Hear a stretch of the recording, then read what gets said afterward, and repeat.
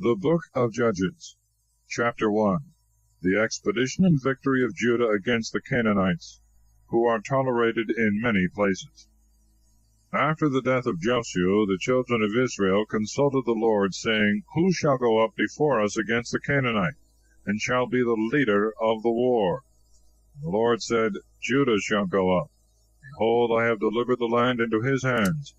And Judah said to Simeon his brother, Come up with me into my lot, and fight against the Canaanite, that I also may go along with thee into thy lot. And Simeon went with him.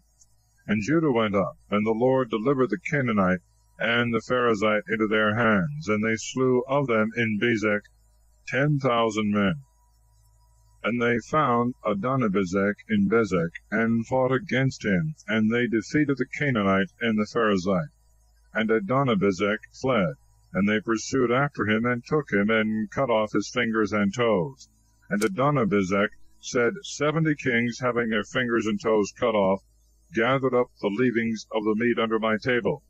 As I have done, so hath God requited me.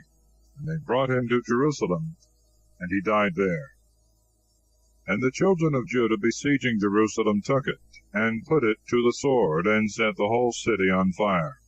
And afterwards they went down and fought against the Canaanite, who dwelt in the mountains, and in the south, and in the plains. And Judah going forward against the Canaanite that dwelt in Hebron, the name whereof was in former times Kiriath Arbi, slew Sisai, and Ahiman, and Tholmai. And departing from thence he went to the inhabitants of Debir, the ancient name of which was Kiriath Sepher, that is, the city of letters. And Caleb said, He that shall take Kiriath Sepher, and lay it waste, to him will I give my daughter Achsah to wife. And Othniel, the son of Kenaz, the younger brother of Caleb, having taken it, he gave him Achsah his daughter to wife. And as she was going on her way, her husband admonished her to ask a field of her father. And as she sighed, sitting on her ass, Caleb said to her, What aileth thee? And she answered, Give me a blessing, for thou hast given me a dry land. Give me also a watery land.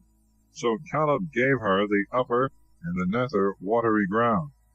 And the children of the Kenite, the kinsmen of Moses, went up from the city of palms with the children of Judah into the wilderness of his lot, which is at the south side of Arad, and they dwelt with him.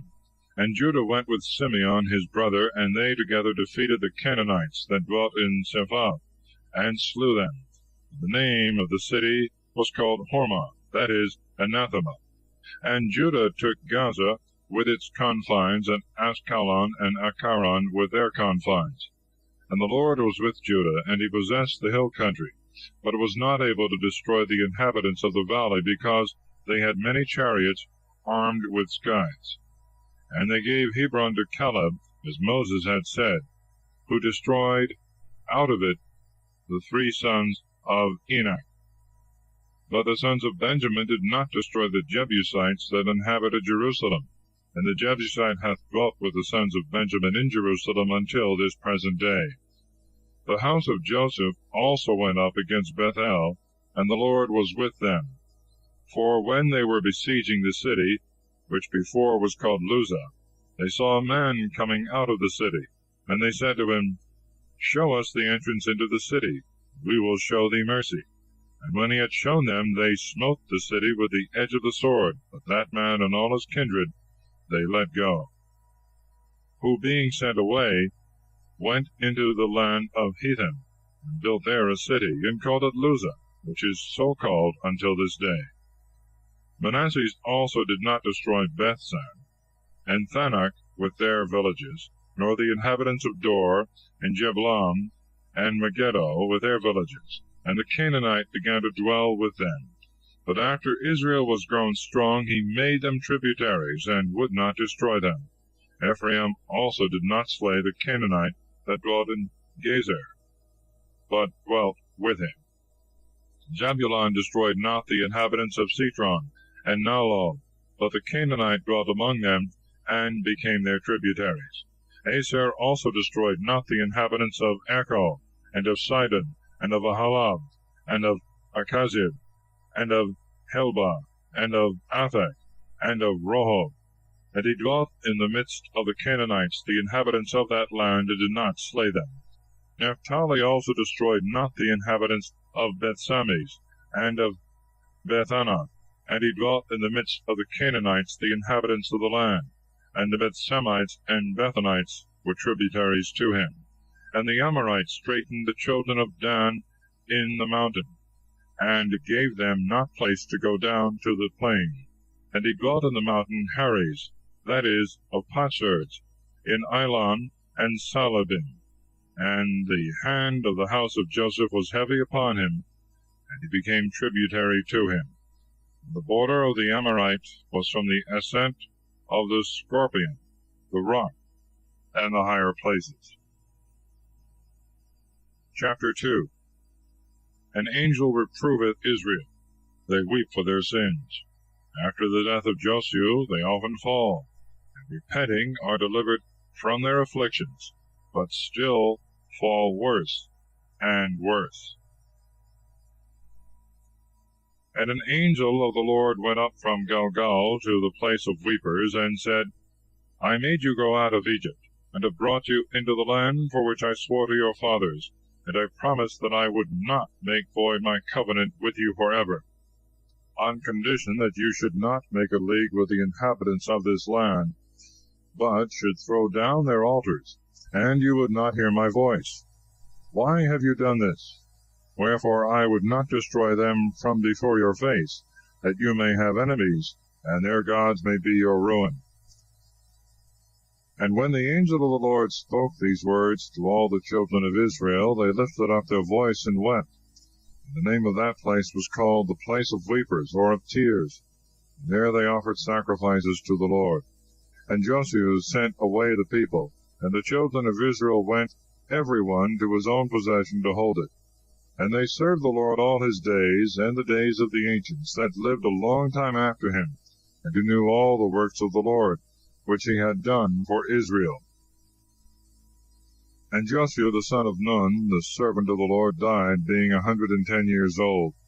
And he buried him in the borders of his possession in Timnath-Sarah, in Mount Ephraim, on the north side of Mount Gos. And all that generation was gathered to their fathers, and there arose others that knew not the Lord, the works which he had done for Israel. The children of Israel did evil in the sight of the Lord, and they served Baalim. And they left the Lord, the God of their fathers, who had brought them out of the land of Egypt. And they followed strange gods, and the gods of the people that dwelt round about them. And they adored them, and they provoked the Lord to anger, forsaking him, and serving Baal and Ashtaroth. And the Lord, being angry against Israel, delivered them into the hands of plunderers, and took them and sold them to their enemies, that dwelt round about, neither could they stand against their enemies. But whithersoever they meant to go, the hand of the Lord was upon them, as he had said, and as he had sworn to them, and they were greatly distressed. And the Lord raised up judges to deliver them from the hands of those that oppressed them, but they would not hearken to them, committing fornication with strange gods, and adoring them. They quickly forsook the way in which their fathers had walked, and hearing the commandments of the Lord, they did all things contrary. And when the Lord raised them up judges in their days, he was moved to mercy, and heard the groanings of the afflicted, and delivered them from the slaughter of the oppressors. But after the judge was dead, they returned and did much worse things than their fathers had done, following strange gods, serving them and adoring them. They left not their own inventions, and the stubborn way by which they were accustomed to walk. The wrath of the Lord was kindled against Israel, and he said, Behold, this nation hath made void my covenant, which I had made with their fathers, and hath despised to hearken to my voice. I also will not destroy the nations which Josiah left when he died, and through them I may try Israel, whether they will keep the way of the Lord, and walk in it as their fathers kept it, or not. The Lord therefore left all these nations, and would not quickly destroy them, neither did he deliver them into the hands of Josiah. Chapter 3. The people falling into idolatry are oppressed by their enemies. but repenting are delivered by Othniel, Aod, and Samgar. These are the nations which the Lord left, that by them he might instruct Israel and all that had not known the wars of the Canaanites, that afterwards their children might learn to fight for their enemies, and to be trained up to war. The 5 princes of the Philistines, and all the Canaanites, and the Sidonians, and the Hivites, that dwelt in Mount Libanus, from Mount Baal Hermon to the entering into Emon. And he left them, that he might try Israel by them, whether they would hear the commandments of the Lord, which he had commanded their fathers by the hand of Moses, or not. So the children of Israel dwelt in the midst of the Canaanite, and the Hittite, and the Amorite, and the Perizzite, and the Hivite, and the Jebusite. And they took their daughters to wives, and they gave their own daughters to their sons, and they served their gods. And they did evil in the sight of the Lord, and they forgot their God, and served Baalim and Ashtaroth. And the Lord, being angry with Israel, delivered them into the hands of Shushan-Rasathaim, king of Mesopotamia. They served him 8 years. And they cried to the Lord, who raised them up a Savior, and delivered them to it, Othniel the son of Kenaz, the younger brother of Caleb. And the Spirit of the Lord was in him, and he judged Israel. And he went out to fight, and the Lord delivered into his hands Shushan-Rasathaim, king of Syria, and he overthrew him. And the land rested 40 years, and Othniel the son of Kenaz died. And the children of Israel did evil again in the sight of the Lord, who strengthened against them Eglon, king of Moab, because they did evil in his sight. And he joined to him the children of Ammon and Abimelech. And he went and overthrew Israel, and possessed the city of palm trees. And the children of Israel served Eglon, king of Moab, 18 years. And afterwards they cried to the Lord, who raised them up a Savior called Aod, the son of Gera, the son of Jemini, who used the left hand as well as the right. The children of Israel sent presents to Eglon, king of Moab, by him. And he made himself a 2-edged sword, with a haft in the midst of the length of the palm of the hand, and was girded therewith under his garment on the right thigh. And he presented the gifts to Eglon, king of Moab. Now Eglon was exceeding fat, and when he had presented the gifts unto him, he followed his companions that came along with him. Then returning from Gilgal, where the idols were, he said to the king, I have a secret message to thee, O king. And he commanded silence. And all being gone out that were about him, Aod went in to him. Now he was sitting in a summer parlor alone, and he said, I have a word from God to thee. And he forthwith rose up from his throne, and Aod put forth his left hand, and took the dagger from his right thigh, and thrust it into his belly, with such force that the haft went in after the blade into the wound, and was closed up with the abundance of fat, so that he did not draw out the dagger, but left it in his body, as he had struck it in. And forthwith, by the secret parts of nature, the excrements of the belly came out. But Aod, carefully shutting the doors of the parlor and locking them, went out by a postern door. The king's servants going in saw the doors of the parlor shut, and they said, Perhaps he is easing nature in his summer parlor. And waiting a long time till they were ashamed, and seeing that no man opened the door, they took a key, and opening they found their lord lying dead on the ground. But Aod, while they were in confusion, escaped, and passed by the place of the idols, from whence he had returned. And he came to Sirath, and forthwith he sounded the trumpet in Mount Ephraim. The children of Israel went down with him, he himself going in the front. And he said to them, Follow me, for the Lord hath delivered our enemies, the Moabites, into our hands. And they went down after him, and seized upon the fords of the Jordan, which are in the way to Moab, and they suffered no man to pass over. But they slew of the Moabites at that time about 10,000, all strong and valiant men. None of them could escape. Moab was humbled that day under the hand of Israel, and the land rested 80 years. After him was Samgar the son of Anath, who slew of the Philistines 600 men with a plowshare, and he also defended Israel. Chapter 4. Deborah and Barak deliver Israel from Jabin and Sisera. Jehu killeth Sisera. And the children of Israel again did evil in the sight of the Lord after the death of Ahab. The Lord delivered them up into the hands of Jabin, king of Canaan, who reigned in Asor. And he had a general of his army named Sisera, and he dwelt in Harosheth of the Gentiles. And the children of Israel cried to the Lord, for he had 900 chariots set with scythes, and for 20 years had grievously oppressed them. And there was at that time Deborah, a prophetess, the wife of Lapidoth, who judged the people. And she sat under a palm tree, which was called by her name, between Ramah and Bethel and Mount Ephraim. And the children of Israel came up to her for all judgment. And she sent and called Barak the son of Abinoam out of Kedes in Naphtali. And she said to him, The Lord God of Israel hath commanded thee, Go and lead an army to Mount Tabor, and thou shalt take with thee 10,000 fighting men of the children of Naphtali, and of the children of Zebulun. And I will bring unto thee in the place of the tarred Kison Sisera, the general of Jabin's army, and his chariots, and all his multitude, and will deliver them into thy hand. And Barak said to her, If thou wilt come with me, I will go. If thou wilt not come with me, I will not go. She said to him, I will go indeed with thee, but at this time the victory shall not be attributed to thee, because Sisera shall be delivered into the hand of a woman. Deborah therefore arose, and went with Barak to Kedes. And he called unto him Zebulun and Naphtali, and went up with 10,000 fighting men, having Deborah in his company.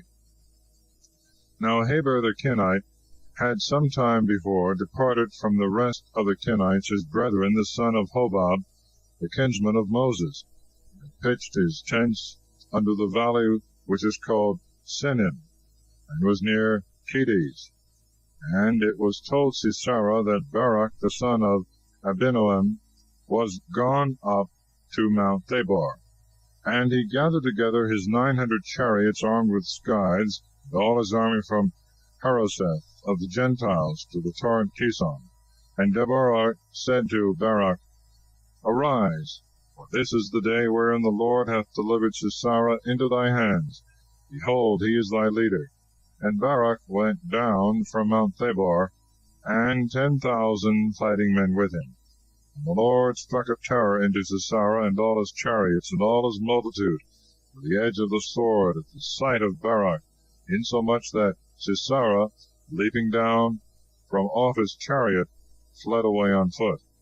And Barak pursued after the fleeing chariots and the army unto Harosheth of the Gentiles, and all the multitude of the enemies was utterly destroyed. But Sisera, fleeing, came to the tent of Jael, the wife of Heber the Kenite. For there was peace between Jabin, the king of Asor, and the house of Heber the Kenite. And Jael went forth to meet Sisera, and said to him, Come in to me, my lord. Come in, fear not. He went into her tent, and being covered by her with a cloak, said to her, Give me, I beseech thee, a little water, for I am very thirsty. She opened a bottle of milk, and gave him to drink, and covered him. And Sisera said to her, Stand before the door of the tent, and when any shall come and inquire of thee, saying, Is there any man here? Thou shalt say, There is none. So Jael, Heber's wife, took a nail of the tent, and taking also a hammer, and going in softly and with silence, she put the nail upon the temples of his head, and striking it with the hammer, drove it through his brain fast into the ground, and so passing from deep sleep to death, he fainted away and died. And behold, Barak came pursuing after Sisera, and Jael went out to meet him, and said to him, Come, and I will show thee the man whom thou seekest. And when he came into her tent, he saw Sisera lying dead, and the nail fastened in his temples. So God that day humbled Gideon, the king of Canaan, before the children of Israel, who grew daily stronger, and with a mighty hand overpowered Gideon, king of Canaan, till they quite destroyed him. Chapter 5. The Canticle of Deborah and Barak after their victory. In that day Deborah and Barak, son of Abimelech, sung and said, O you of Israel, that have willingly offered your lives to danger, bless the Lord. Hear, O ye kings, give ear, ye princes. It is I that will sing to the Lord. I will sing to the Lord, the God of Israel. O Lord, when thou wentest out of Seir, and passedst by the regions of Edom, the earth trembled, and the heavens dropped water. The mountains melted before the face of the Lord, and Sinai before the face of the Lord, the God of Israel. In the days of Samgar, the son of Anath, in the days of Jahil, the paths rested.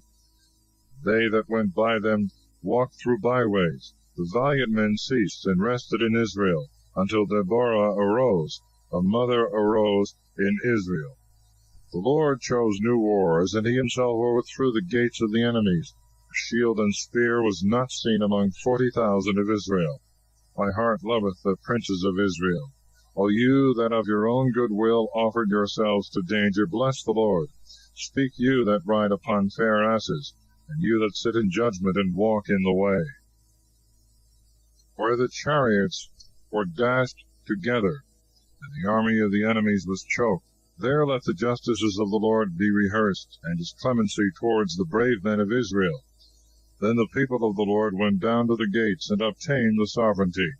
Arise, arise, O Deborah, arise, arise, and utter a canticle. Arise, Barak, and take hold of thy captives, O son of Abimelech. The remnants of the people are saved. The Lord hath fought among the valiant ones. Out of Ephraim he destroyed them into Amalek, and after him out of Benjamin into thy people, O Amalek. Out of Machir there came down princes, and out of Zabulon they that led the army to fight. The captains of Issachar were with Deborah, and followed the steps of Barak, who exposed himself to danger, as one going headlong and into a pit. Reuben being divided against himself, there was found a strife of courageous men. Why dwellest thou between two borders, that thou mayest hear the bleatings of the flocks? Reuben being divided against himself, there was found a strife of courageous men. Galaad rested beyond the Jordan, and Dan applied himself to ships. Aser dwelt on the seashore, and abode in the havens. But Zebulun and Naphtali offered their lives to death in the region of Meromi. The kings came and fought. Kings of Canaan fought in Tanakh by the waters of Megiddo, and yet they took no spoils. War from heaven was made against them. The stars remaining in their order and courses fought against Sisera. The torrent of Kison dragged their carcasses, the torrent of Kadumim, the torrent of Kison. Tread thou, my soul, upon the strong ones. The hooves of the horses were broken, whilst the stoutest of the enemies fled amain, and fell headlong down. Curse ye the land of Meroz, said the angel of the Lord. Curse the inhabitants thereof, because they came not to the help of the Lord, to help his most valiant men. Blessed among women be Jahil, the wife of Heber the Kenite, and blessed be she in her tent. He asked her water, and she gave him milk, and offered him butter in a dish fit for princes.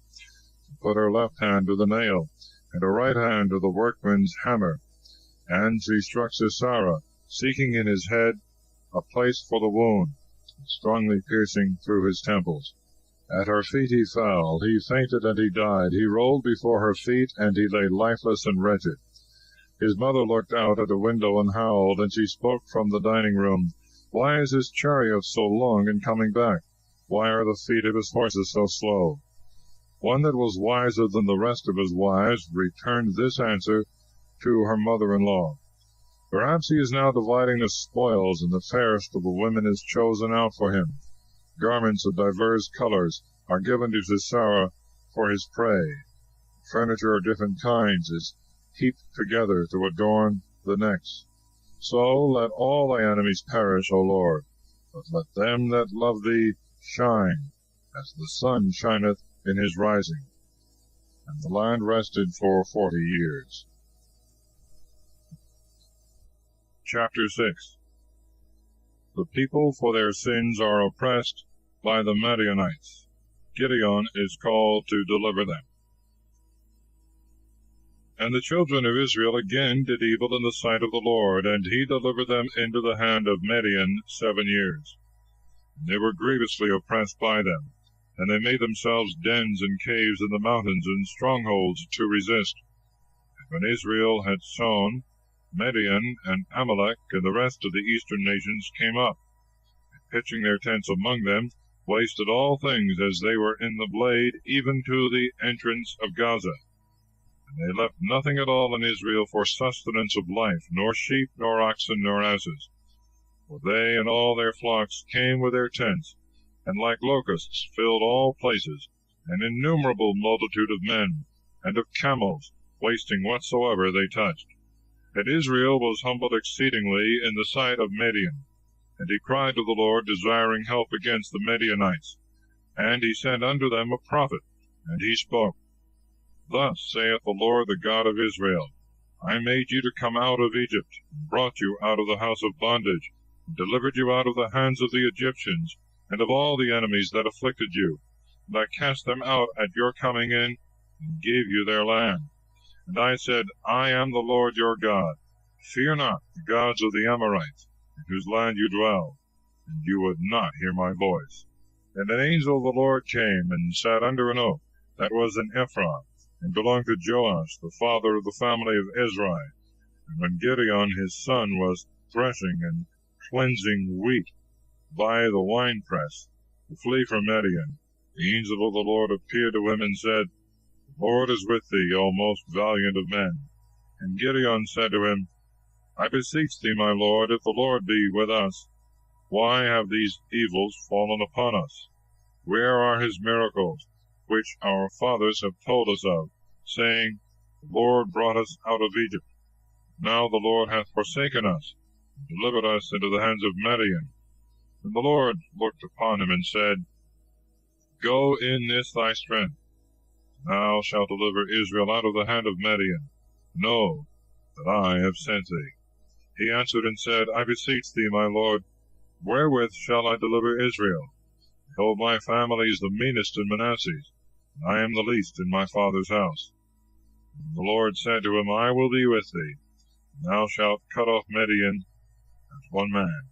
And he said, If I have found grace before thee, give me a sign that it is thou that speakest to me. And depart not hence, but return to thee, and bring a sacrifice, and offer it to thee. And he answered, I will wait thy coming. So Gideon went in, and boiled a kid, and made unleavened loaves of a measure of flour. And putting the flesh in a basket, and the broth of the flesh into a pot, he carried all under the oak, and presented to him. And the angel of the Lord said to him, Take the flesh and the unleavened loaves, and lay them upon that rock, and pour out the broth thereon. And when he had done so, the angel of the Lord put forth the tip of the rod, which he held in his hand, and touched the flesh and the unleavened loaves. And there arose a fire from the rock, and consumed the flesh and the unleavened loaves. And the angel of the Lord vanished out of his sight. And Gideon, seeing that it was the angel of the Lord, said, Alas, my Lord God, for I have seen the angel of the Lord face to face. And the Lord said to him, Peace be with thee, fear not, thou shalt not die.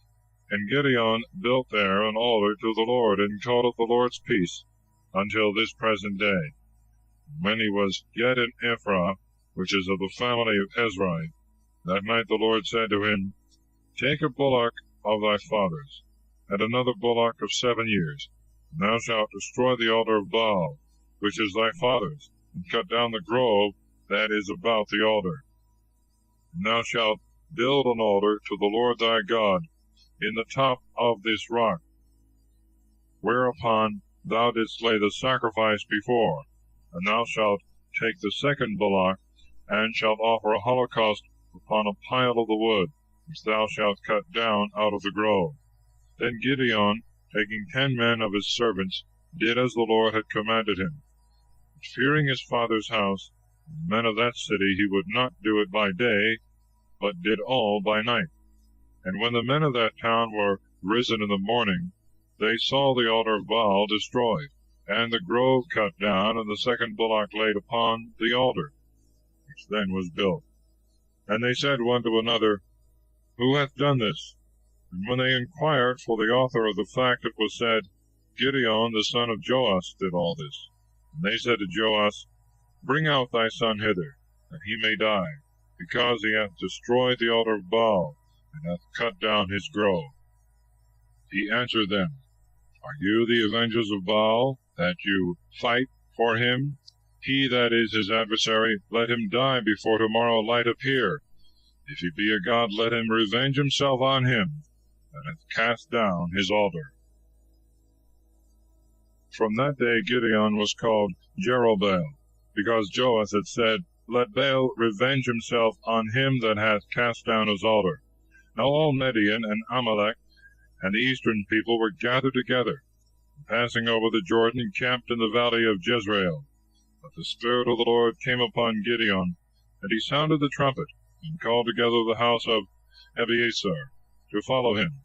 And he sent messengers unto all Manasseh, and they also followed him, and other messengers unto Aser and Zabulon and Naphtali, and they came to meet him. And Gideon said to God, Thou wilt save Israel by my hand, as thou hast said, I will put this fleece of wool on the floor. If there be dew on the fleece only, and it be dry on all the ground beside, I shall know that by my hand, as thou hast said, thou wilt deliver Israel. And it was so. Rising before day, bringing the fleece, he filled the vessel with the dew. And he said again to God, Let not thy wrath be kindled against me if I try once more, seeking a sign in the fleece. I pray that the fleece only may be dry, and all the ground wet with dew. And God did that night as he had requested.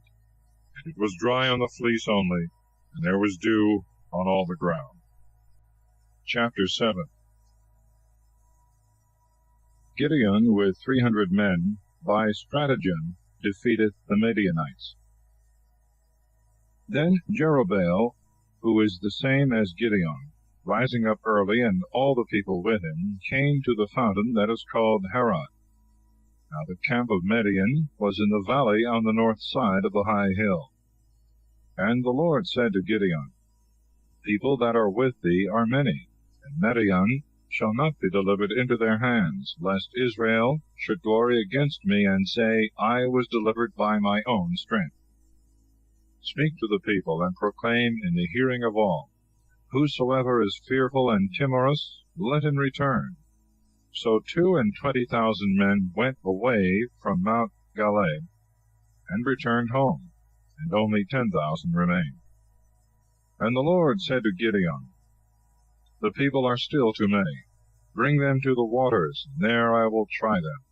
And of whom I shall say to thee, This shall go with thee, let him go. Whom I shall forbid to go, let him return. And when the people were come down to the waters, the Lord said to Gideon, They that shall lap the water with their tongues, as dogs are wont to lap, thou shalt set apart by themselves. But they that shall drink, bowing down their knees, shall be on the other side.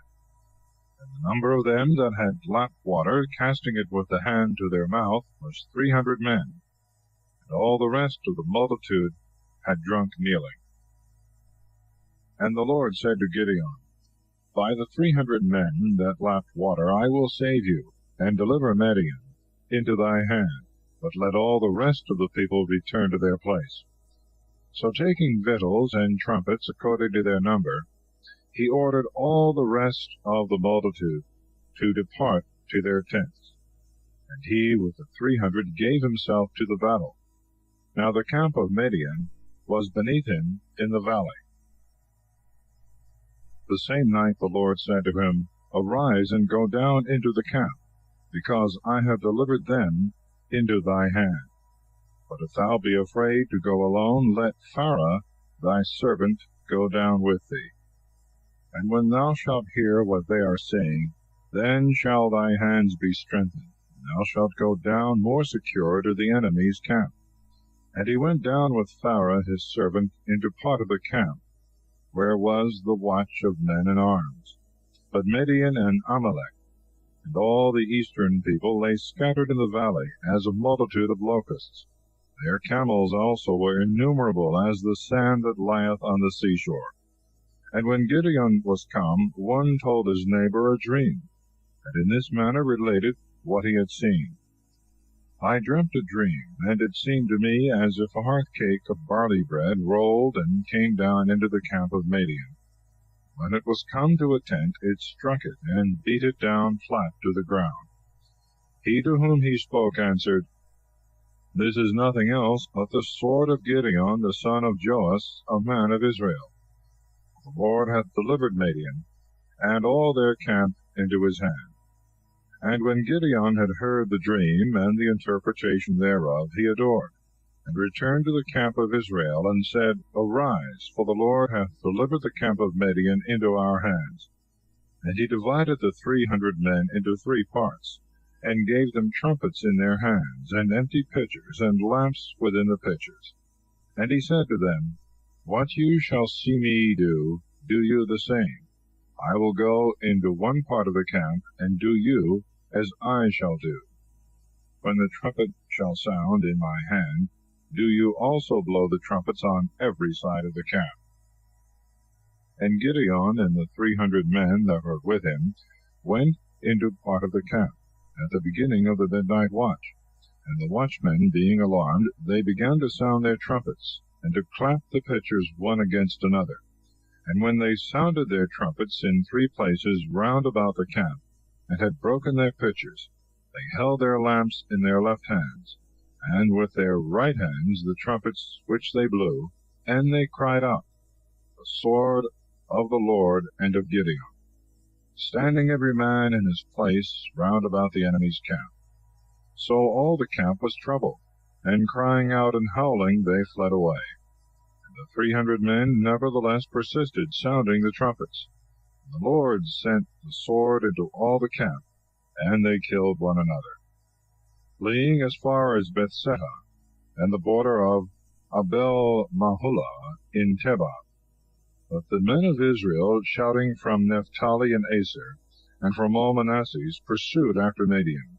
And Gideon sent messengers into all Mount Ephraim, saying, Come down to meet Midian, and take the waters before them to Bethbara and the Jordan. And all Ephraim shouted, and took the waters before them, and the Jordan as far as Bethbara. And having taken 2 men of Midian, Oreb and Zeb, Oreb they slew in the rock of Oreb, and Zeb in the winepress of Zeb. And they pursued Midian, carrying the heads of Oreb and Zeb to Gideon beyond the waters of the Jordan. Chapter 8.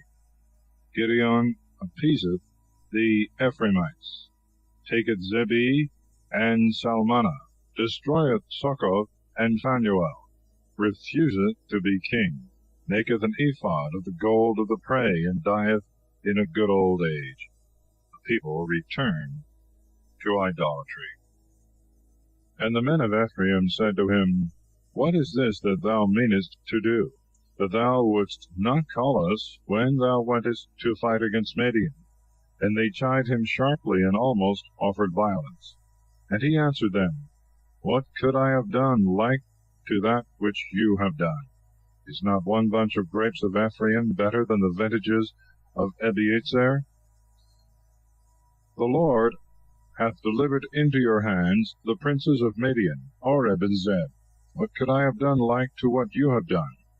And when he had said this, their spirit was appeased, with which they swelled against him. And when Gideon was come to the Jordan, he passed over it with the 300 men that were with him, who were so weary they could not pursue after them that fled. And he said to the men of Succoth, Give, I beseech you, bread to the people that is with me, for they are faint. that we may pursue Zebah and Zalmunna, the kings of Midian. The princes of Succoth answered, Peradventure the palms of the hands of Zebah and Zalmunna are in thy hand, and therefore thou demandest that we should give bread to thy army.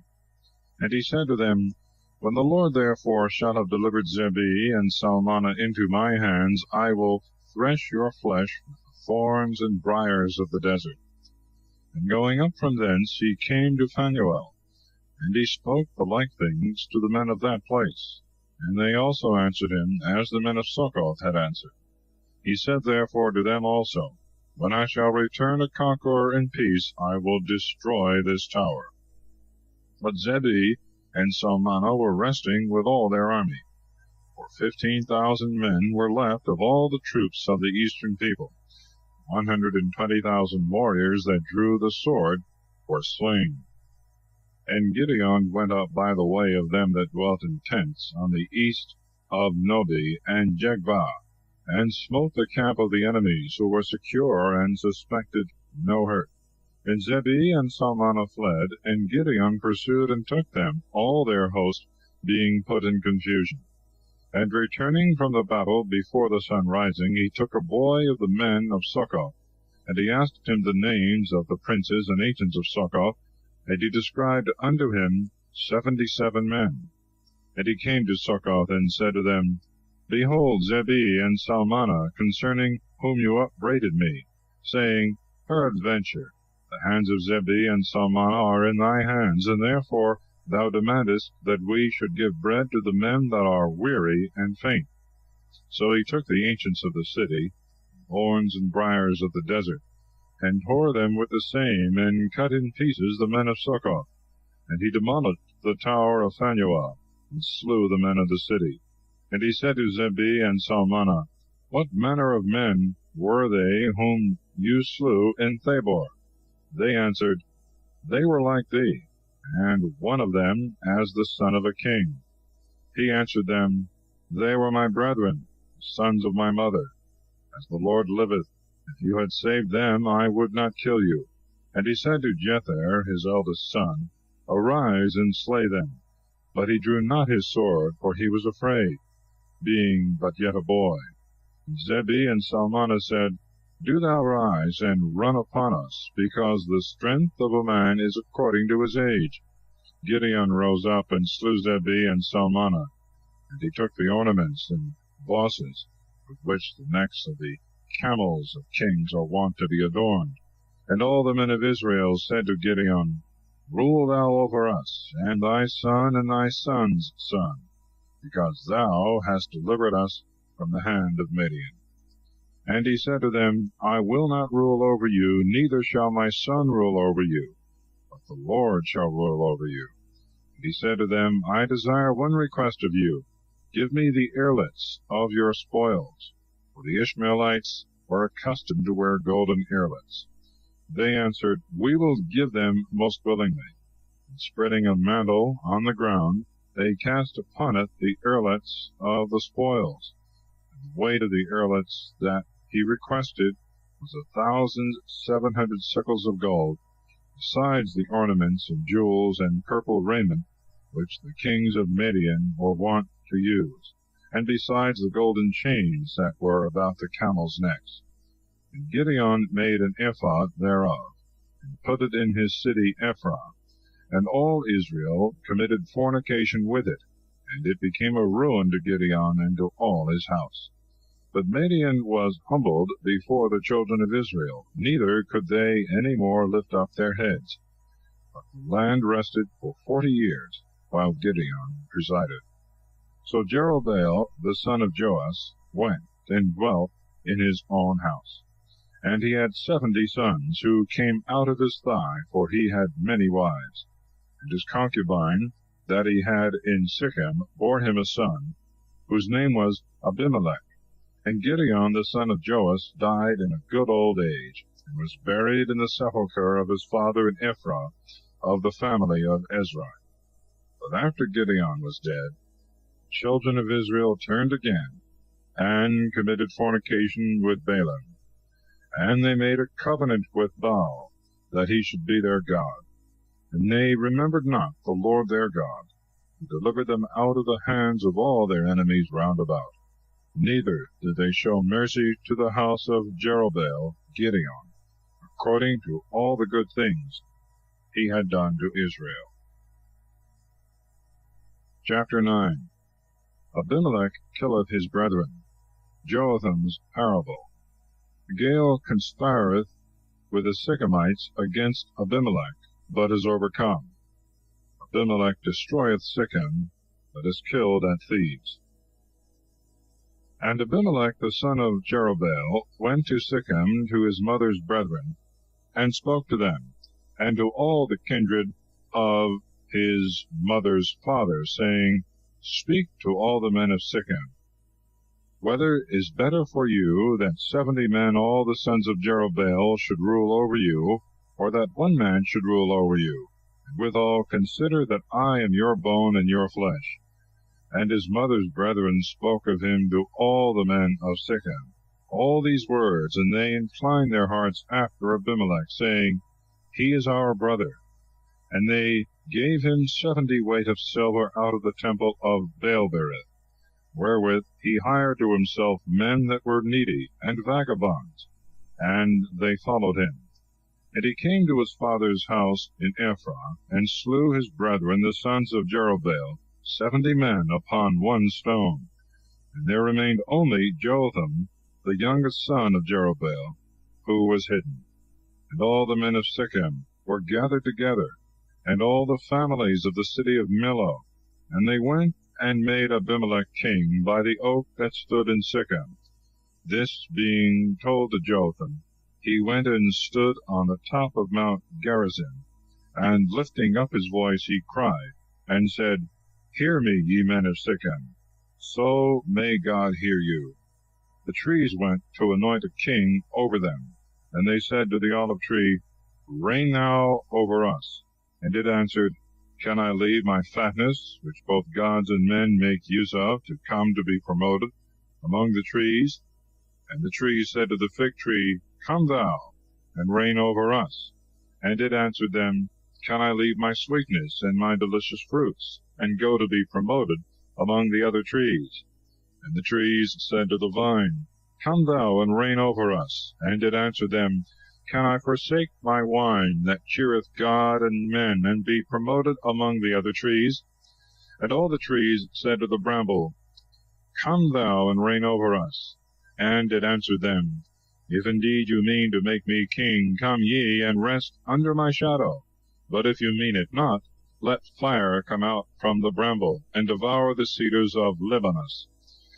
Now therefore, if you have done well, and without sin, in appointing Abimelech king over you, and have dealt well with Jerubbaal, and with his house, and have made a suitable return for the benefits of him who fought for you, and exposed his life to dangers to deliver you from the hands of Midian, and you are now risen up against my father's house, and have killed his sons 70 men upon one stone, and have made Abimelech, son of his handmaid, king over the inhabitants of Sichem, because he is your brother.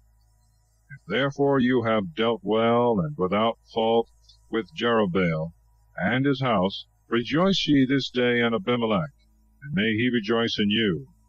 But if unjustly, let fire come out from him, and consume the inhabitants of Sichem, and the town of Millo, and let fire come out from the men of Sichem, and from the town of Millo, and devour Abimelech. And when he had said thus, he fled, and went into Berah, and dwelt there for fear of Abimelech his brother. So Abimelech reigned over Israel for 3 years. And the Lord sent a very evil spirit between Abimelech and the inhabitants of Sichem, who began to detest him, and to leave the crime of the murder of the 70 sons of Jerubbaal, the shedding of their blood, upon Abimelech their brother, and upon the rest of the princes of the Sychemites, who aided him. And they set an ambush against him on the top of the mountains, and while they waited for his coming, they committed robberies, taking spoils of all that passed by. And it was told Abimelech. And Gael the son of Obed came with his brethren, and went over to Sichem. And And the inhabitants of Shechem, taking courage at his coming, went out into the fields, wasting the vineyards, and treading down the grapes. And singing and dancing they went into the temple of their God, and in their banquets and cups they cursed Abimelech. And Gaal the son of Obed cried, Who is Abimelech? What is Shechem, that we should serve him? Is he not the son of Jerubbaal, and hath made Zebul his servant ruler over the men of Emor, the father of Shechem? Why then shall we serve him? Would to God that some man would put this people under my hand, that I might remove Abimelech out of the way. And it was said to Abimelech, Gather together the multitude of an army, and come. For Zebul, the ruler of the city, hearing the words of Gaal the son of Obed, was very angry, and sent messengers privately to Abimelech, saying, Behold, Gaal the son of Obed is coming into Shechem with his brethren, endeavoureth to set the city against thee. Arise therefore in the night with the people that is with thee, and lie hid in the field. And betimes in the morning at sun rising set upon the city. And when he shall come out against thee with his people, do to him what thou shalt be able. Abimelech therefore arose with all his army by night, and laid ambushes near Shechem in 4 places. And Gaal the son of Obed went out, and stood in the entrance of the gate of the city. And Abimelech rose up, and all his army with him from the places of the ambushes. And when Gaal saw the people, he said to Zebul, Behold, a multitude cometh down from the mountains. And he answered him, Thou seest the shadows of the mountains, as if they were the heads of men, and this is thy mistake. Against Gaal said, Behold, there cometh people down from the middle of the land, and one troop cometh by the way that looketh towards the oak. And Zebul said to him, Where is now thy mouth wherewith thou sayest, Who is Abimelech, that we should serve him? Is not this the people which thou didst despise? Go out and fight against him. So Gaal went out in the sight of the people of Shechem, and fought against Abimelech, who chased and put him to flight, and drove him to the city. And many were slain of his people, even to the gate of the city. And Abimelech sat down in Rumah. But Zebul drove Gaal and his companions out of the city, and would not suffer them to abide in it. So the day following the people went out into the field. It was told Abimelech, and he took his army, and divided it into 3 companies, and laid ambushes in the fields.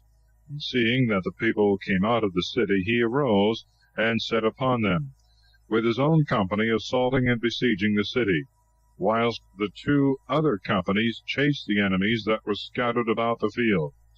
And Abimelech assaulted the city all that day, and took it, and killed the inhabitants thereof, and demolished it, so that he sowed salt in it.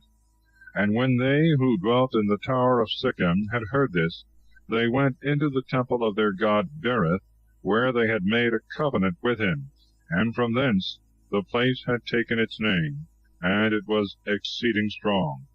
Abimelech also hearing that the men of the tower of Shechem were gathered together, went up into Mount Selmon, he and all his people with him. Taking an axe, he cut down the bough of a tree, and laying it on his shoulders, and carrying it, he said to his companions, What you see me do, do you out of hand. So they cut down boughs from the trees, every man as fast as he could, and followed their leader. And surrounding the fort, they set it on fire. And so it came to pass that with the smoke and with the fire 1,000 persons were killed, men and women together, of the inhabitants of the tower of Shechem. Then Abimelech, departing from thence, came to the town of Thebes, which he surrounded and besieged with his army. And there was in the midst of the city a high tower, which both the men and the women were fled together, and all the princes of the city. And having shut and strongly barred the gate, they stood upon the battlements of the tower to defend themselves. And Abimelech, coming near the tower, fought stoutly, and approaching to the gate, endeavored to set fire to it. And behold, a certain woman, casting a piece of a millstone from above, dashed it against the head of Abimelech, and broke his skull. And he called hastily to his armor-bearer, and said to him, Draw thy sword and kill me, lest it should be said that I was slain by a woman. He did as he was commanded, and slew him. And when he was dead, all the men of Israel that were with him returned to their homes. And God repaid the evil that Abimelech had done against his father, killing his 70 brethren. The Sychemites also were rewarded for what they had done, and the curse of Jotham, the son of Jerubbaal, came upon them. Chapter 10. Thola ruleth Israel 23 years, and Jair 22. The people fall again into idolatry, and are afflicted by the Philistines and Ammonites. They cry to God for help, who upon their repentance hath compassion on them. After Abimelech there arose a ruler in Israel, Thola son of Phua, the uncle of Abimelech, a man of Issachar, who dwelt in Samir of Mount Ephraim. And he judged Israel 23 years, and he died, and was buried in Samir. To him succeeded Jair the Gileadite, who judged Israel for 22 years. Having 30 sons, they rode on 30 ass colts, and were princes of 30 cities, which from his name were called Havoth Jair, that is, the towns of Jair, until this present day in the land of Gilead. And Jair died, and was buried in the place which was called Camon. But the children of Israel, adding new sins to their old ones, did evil in the sight of the Lord, and served idols, Baalim and Ashtaroth, and the gods of Syria and of Sidon, and of Moab, and of the children of Ammon, and of the Philistines. And they left the Lord, and did not serve him. And the Lord, being angry with them, delivered them into the hands of the Philistines and of the children of Ammon. And they were afflicted, and grievously oppressed for 18 years, all they that dwelt beyond the Jordan in the land of the Amorite, who is in Gilead, insomuch that the children of Ammon, passing over the Jordan, wasted Judah and Benjamin and Ephraim, and Israel was distressed exceedingly. And they cried to the Lord, and said, We have sinned against thee, because we have forsaken the Lord our God, and have served Baalim. And the Lord said to them, Did not the Egyptians, and the Amorites, and the children of Ammon, and the Philistines, the Sidonians also, and Amalek, and Canaan, oppress you? And you cried to me, and I delivered you out of their hand. And yet you have forsaken me, and have worshipped strange gods. Therefore I will deliver you no more. Go and call upon the gods which you have chosen. Let them deliver you in the time of distress. And the children of Israel said to the Lord, We have sinned. Do thou unto us whatsoever pleaseth thee, only deliver us this time. And saying these things, they cast away out of their coasts all the idols of strange gods, and served the Lord their God, and he was touched with their miseries. The children of Ammon, shouting together, pitched their tents in Gilead, against whom the children of Israel assembled themselves together and camped in Mizpah. And the princes of Gilead said one to another, Whosoever of us shall first begin to fight against the children of Ammon, he shall be the leader of the people of Gilead. Chapter 11. Jephthah is made ruler of the people of Gilead. He first pleads their cause against the Ammonites, then, making a vow, obtains a signal victory. He performs his vow. There was at that time Jephthah the Gileadite, a most valiant man and a warrior, the son of a woman that was a harlot, and his father was Gilead. Now Gilead had a wife, of whom he had sons, who, after they were grown up, thrust out Jephthah, saying, Thou canst not inherit in the house of our father, because thou art born of another mother. Then he fled and avoided them, and dwelt in the land of Tob. And there were gathered to him needy men and robbers, and they followed him as their prince. In those days the children of Ammon made war against Israel. And as they pressed hard upon them, the ancients of Galaad went to fetch Jephthah out of the land of Tob to help them. And they said to him, Come thou and be our prince, and fight against the children of Ammon. And he answered them, Are not you the men that hated me, and cast me out of my father's house? And now you are come to me constrained by necessity? And the princes of Gilead said to Jephthah, For this cause we are now come to thee, that thou mayest go with us, and fight against the children of Ammon, and be head over all the inhabitants of Gilead. Jephthah also said to them, If you be come to me sincerely, that I should fight for you against the children of Ammon, and the Lord shall deliver them into my hand, shall I be your prince? They answered him, The Lord who heareth these things, he himself is mediator and witness that we will do as we have promised. Jephthah therefore went with the princes of Gilead, and all the people made him their prince. And Jephthah spoke all his words before the Lord in Mizpah. And he sent messengers to the king of the children of Ammon, to say in his name, What hast thou to do with me, that thou art come against me to waste my land? And he answered them, Because Israel took away my land when he came up out of Egypt, from the confines of the Arnon, unto the Jabbok and the Jordan. Now therefore restore the same peaceably to me. And Jephthah again sent word by them, and commanded them, Say to the king of Ammon, Thus saith Jephthah, Israel did not take away the land of Moab, nor the land of the children of Ammon. When they came up out of Egypt, he walked through the desert to the Red Sea, and came into Cadiz. And he sent messengers to the king of Edom, saying, Suffer me to pass through thy land. But he would not condescend to his request. He sent also to the king of Moab, who likewise refused to give him passage. He abode therefore in Cadiz, and went round the land of Edom at the side, the land of Moab, and came over against the east coast of the land of Moab, and camped on the other side of the Arnon, and he would not enter the bounds of Moab. So Israel sent messengers to Sihon, king of the Amorites, who dwelt in Heshbon, and they said to him, Suffer me to pass through thy land to the river. But he also, despising the words of Israel, suffered him not to pass through his borders. Gathering an infinite multitude, went out against him to Jassah, and made strong opposition.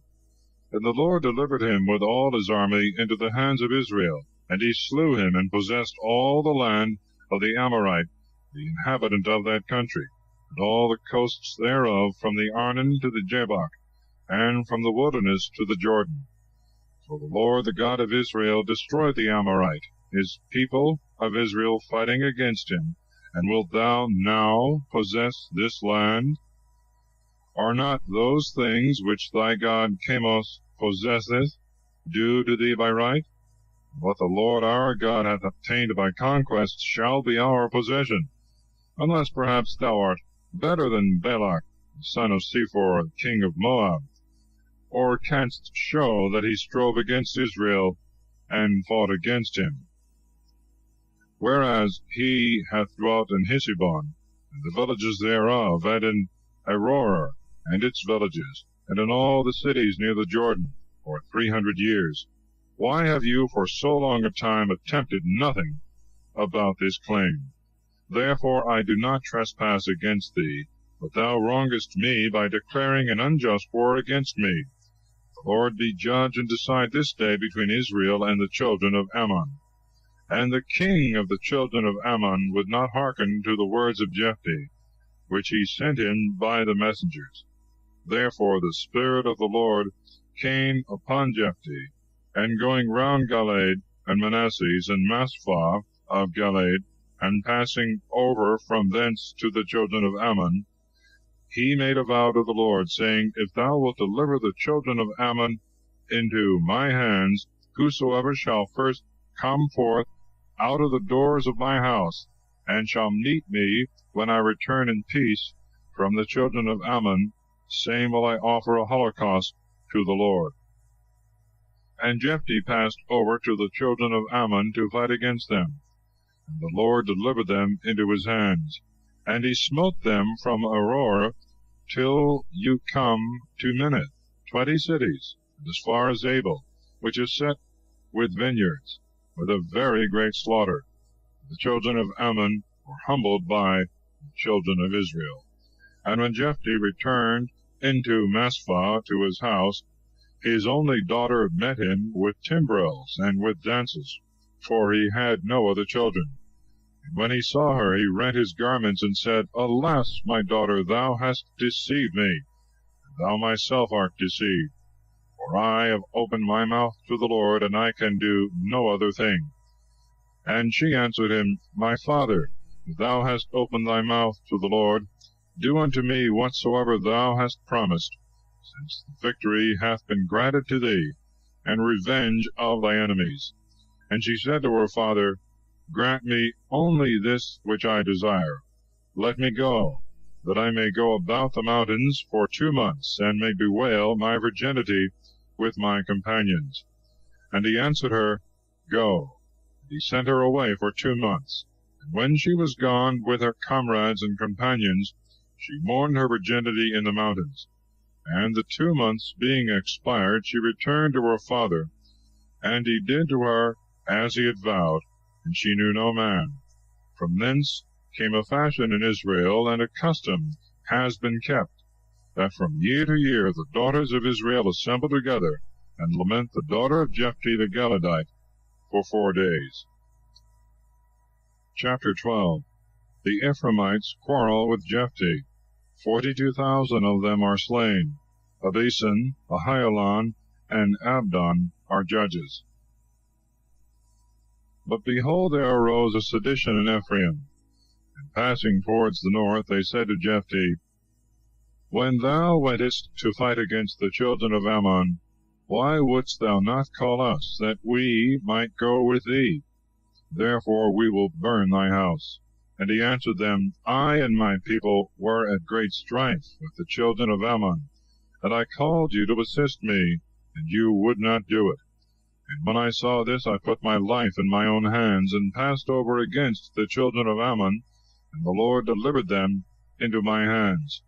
What have I deserved, that you should rise up to fight against me?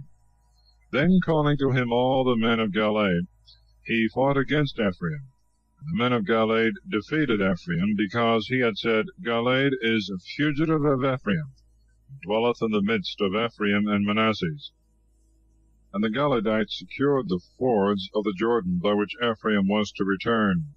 And when any one of the number of Ephraim came thither in the flight, and said, I beseech you, let me pass, the Galileans said to him, Art thou not an Ephraimite? If he said, I am not, they asked him, Say then, Skibboleth, which is interpreted an ear of corn. But he answered, Sibboleth, not being able to express an ear of corn by the same letter. Then presently they took him and killed him in the very passage of the Jordan. And there fell at that time of Ephraim 42,000. And Jephthah the Gileadite judged Israel 6 years, and he died, and was buried in his city of Gilead.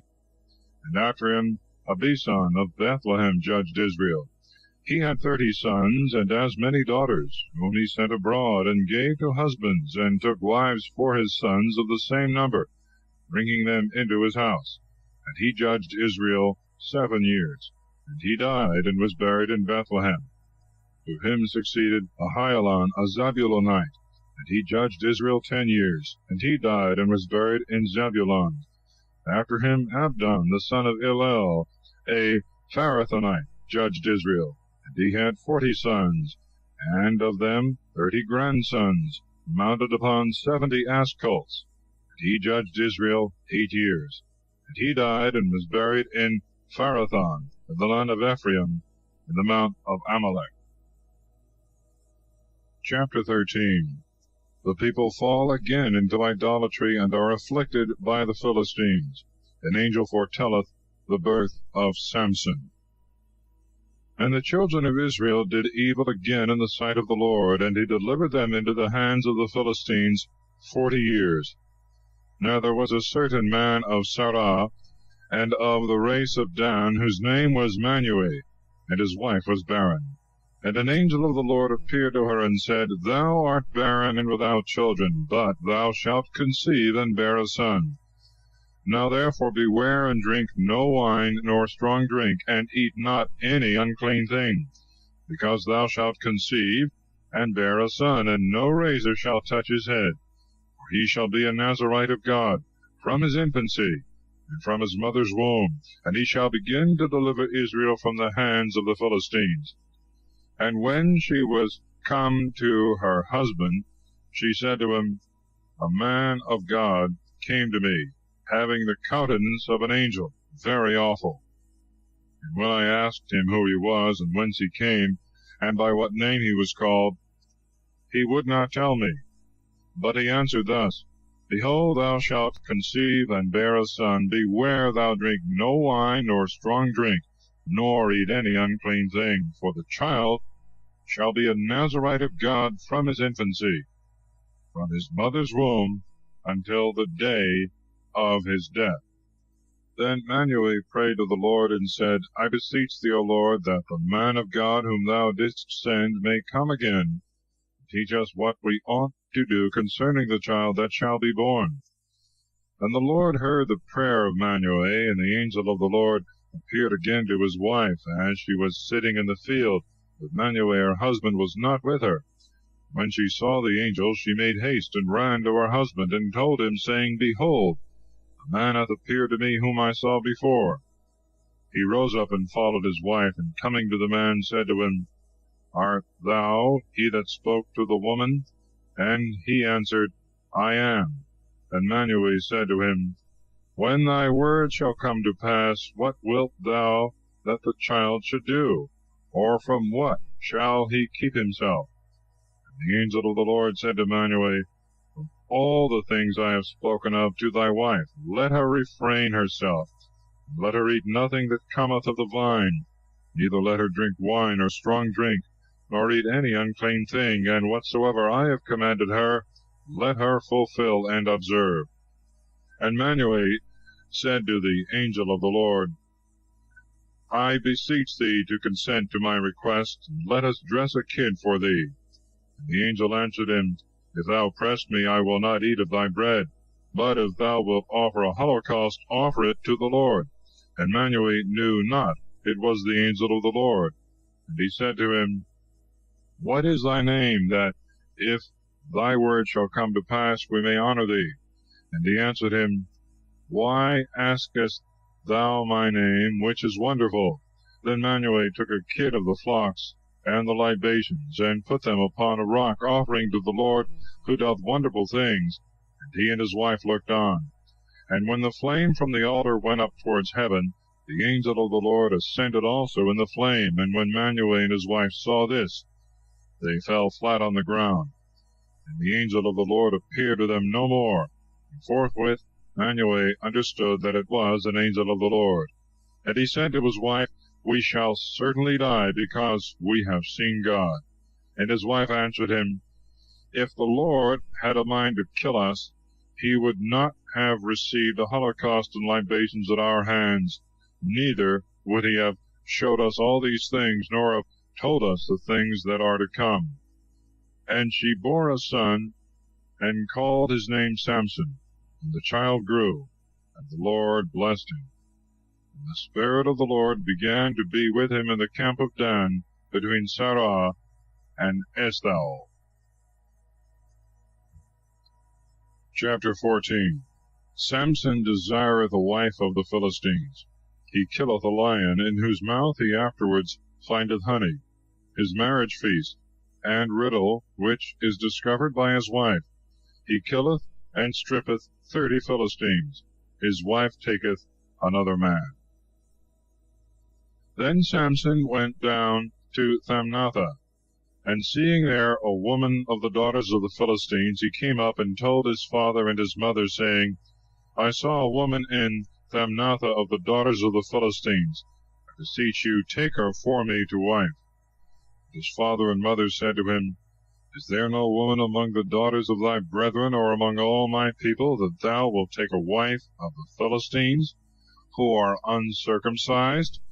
And Samson said to his father, Take this woman for me, for she hath pleased my eyes. Now his parents knew not that the thing was done by the Lord, and that he sought an occasion against the Philistines. For at that time the Philistines had dominion over Israel. Then Samson went down with his father and mother to Thamnathah, and when they were come to the vineyards of the town, behold, a young lion met him, raging and roaring.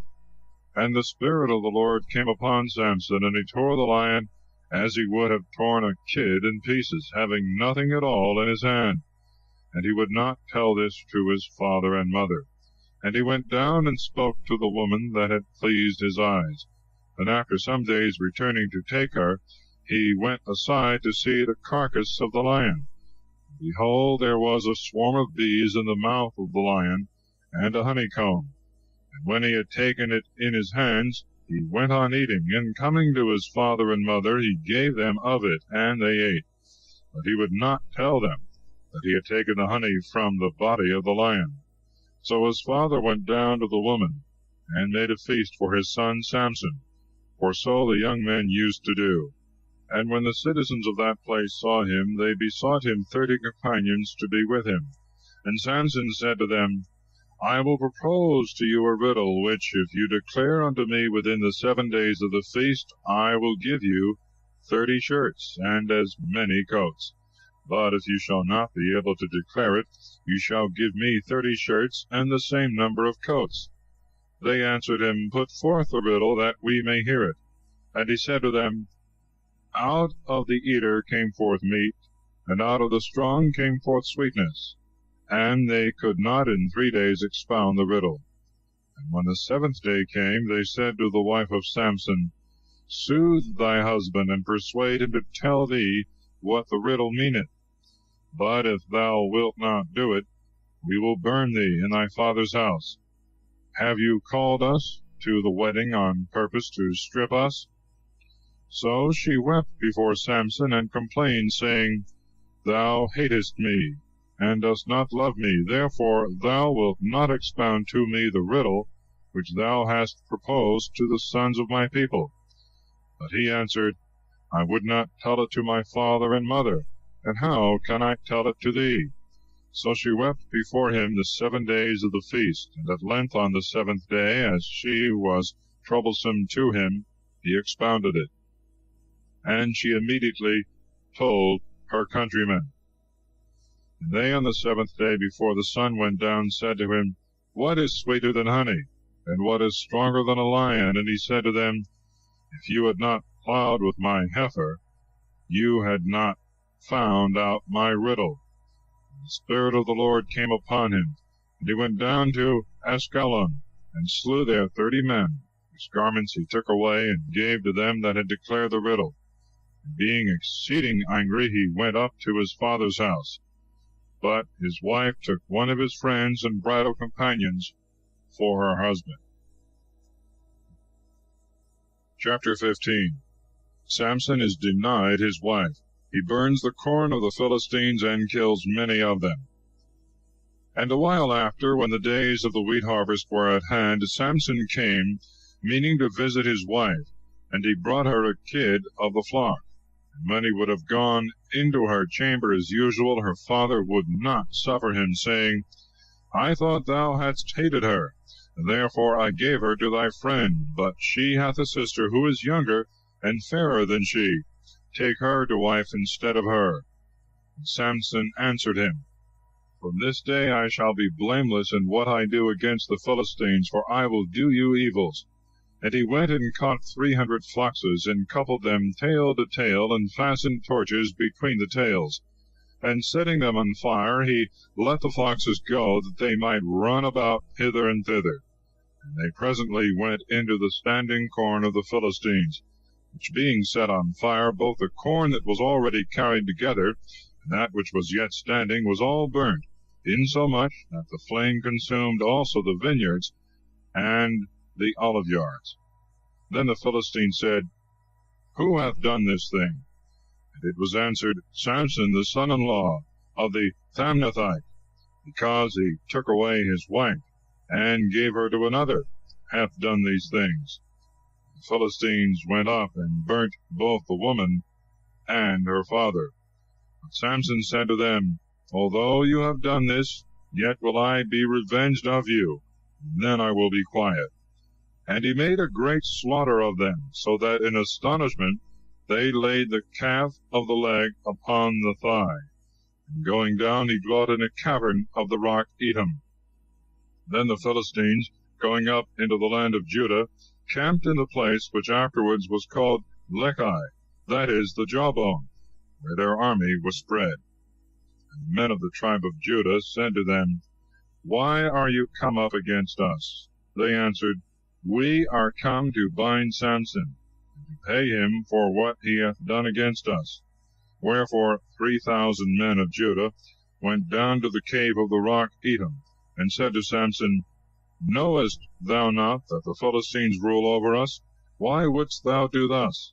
And he said to them, As they did to me, so have I done to them. And they said to him, We are come to bind thee, and to deliver thee into the hands of the Philistines. And Samson said to them, Swear to me, and promise me that you will not kill me. They said, We will not kill thee, but we will deliver thee up bound. And they bound him with 2 new cords, and brought him from the rock Etam. Now when he was come to the place of the jawbone, and the Philistines, shouting, went to meet him, the Spirit of the Lord came strongly upon him.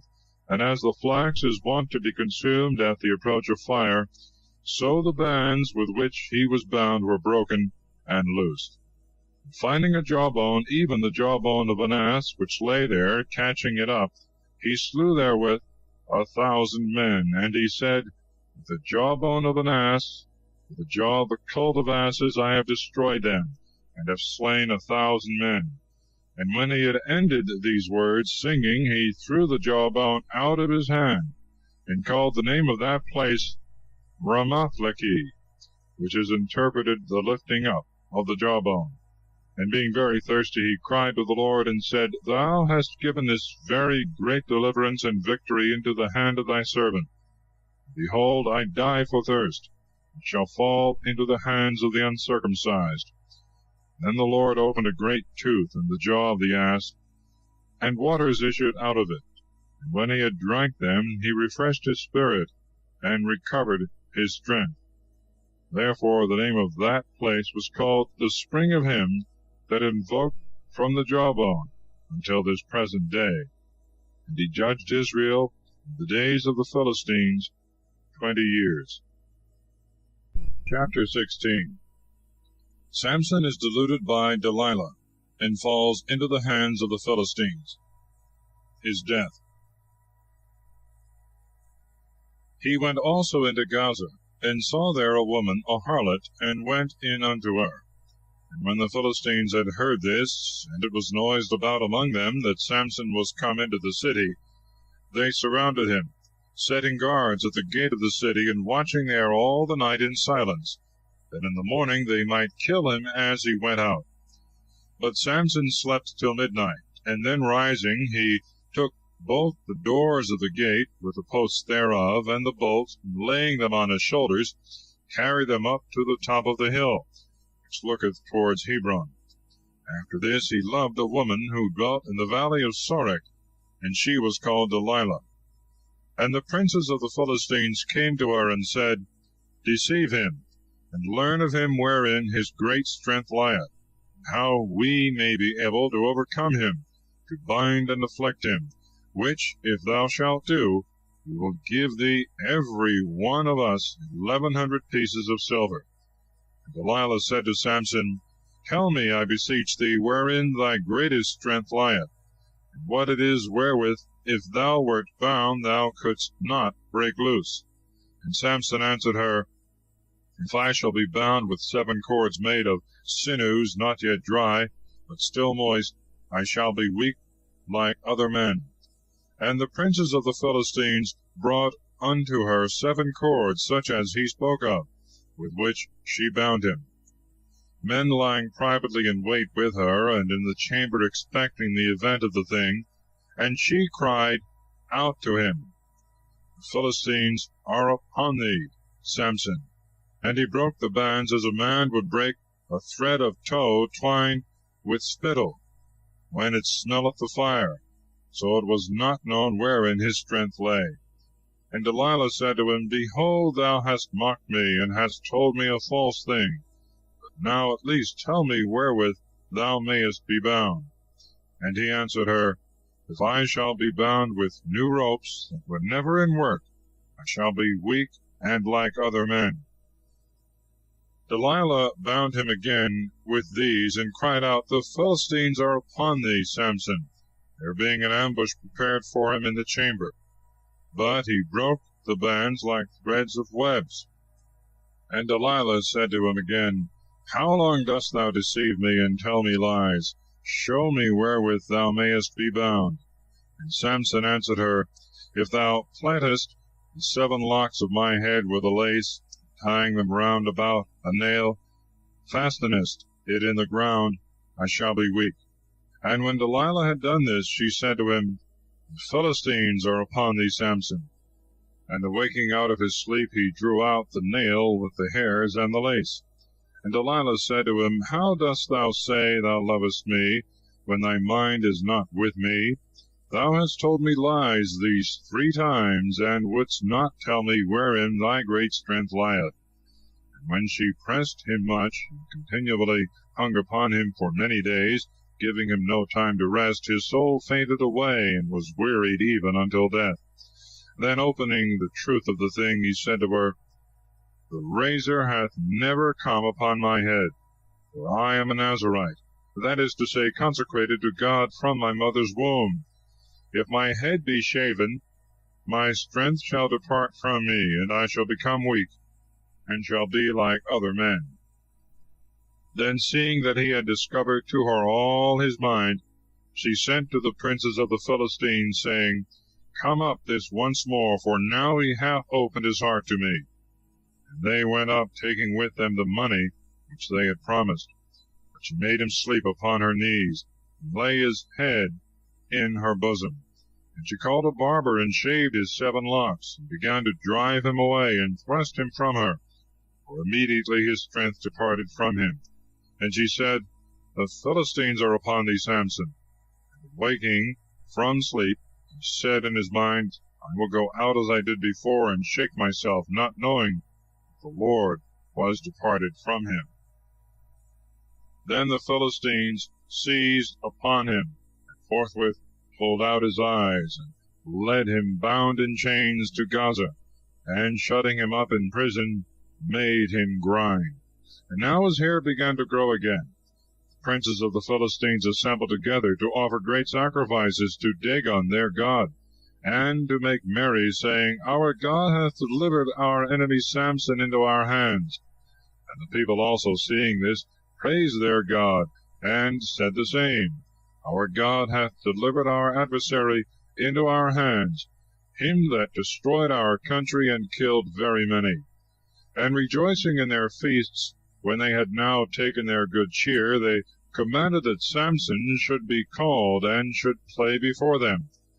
And being brought out of prison, he played before them, and they made him stand between 2 pillars.